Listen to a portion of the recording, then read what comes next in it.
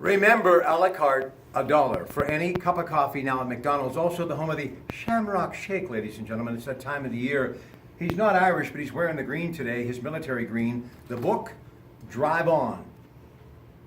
Young man, drive on. I'll tell you what, getting a lot of reaction on Facebook. Guys who were over there in the 82nd Airborne posting some pictures and remembering it like it was yesterday. It really does stay with you. So the thing I'm most pleased with is the reaction I've gotten from the people who were there with me. Bedouin Bob, drive on.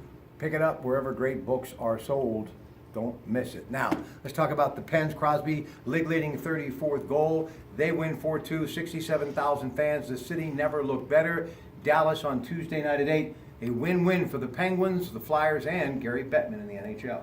Fantastic atmosphere last night at Heinz Field, and a great show for the city. Just to be out there, and a great reaction within the community. People showing up. It was nice to see also some Flyers fans coming across. So you had a little bit of a mixture, and I think that was the idea behind having the games as close as it was, is just to have a little bit of a state rivalry, but yet a little bit of camaraderie that developed. And didn't hear any reports about anything bad going on in the stands, which is good. You get a little push and shove, but that's what hockey's all about. Yeah, you got more than that on the ice, right? Yeah. No, tremendous spectacle. Outdoor stadium, 67,000 fans, the city in the spotlight. And it's good that the Penguins will have a day off today to just unwind, put that aside, because the big push starts now, the last quarter of the season. It's like a horse race. You know what it's like, the stretch drive. Here they come at the top of the stretch. Down the stretch they come. I should have stretched before this show. Yeah. My back's killing me. But you pulled the hammy. Listen, real quick. Pitt softball, the ladies. Big news today. You heard it here first. Yeah, the young ladies are now 12-2. They get their 18th perfect game in program history.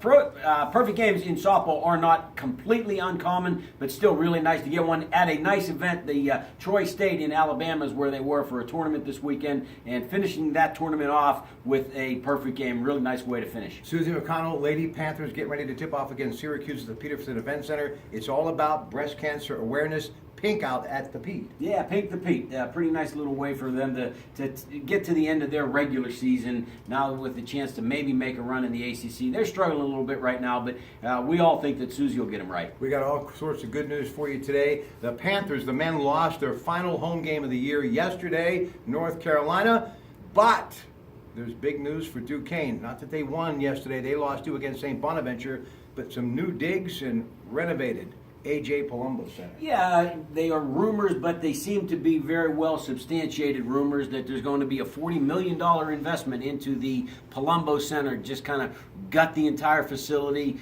remake the arena portion of it, but more importantly for recruiting purposes, putting in some new locker rooms, some player lounges and things like that are really attractive to new recruits. Should be something really good on the bluff coming up pretty soon. And congratulations to the Lady Dukes. They won yesterday in the first round of the Atlantic 10 tournament. They're on their way to Richmond, Virginia for the actual tournament itself. Pirates Baltimore, first spring season game of the year, just underway. 93-7 the fan. Gregory Polanco yesterday, split squad, 3 for 3. And physically imposing. We thought of him as angular or lanky. He's filled out. He looks different, and it's noticeable. Could be a big year for. But I think it's a testament to him with an off-season regimen, taking care of himself, diet, and exercise. Well, a friend of mine gave me an analogy to the way he's starting to look, and that is a little bit like Dave Parker, which, I take a few years worth of Dave Parker career. Yeah. All right, listen, also, real quick, I want to report on the fact that you got Ricky Fowler going for the win. He's got a 4-shot lead. They're about ready to get underway. The final pairing for the Honda Classic PGA Tour, wishing him nothing but the best. He is a bright face for a good future for the PGA. But also the big story, I look for Joey Logano, who won it in 2015, to win it recently, re-signed with Royal Dutch Shell through 2025 to be his signature sponsor.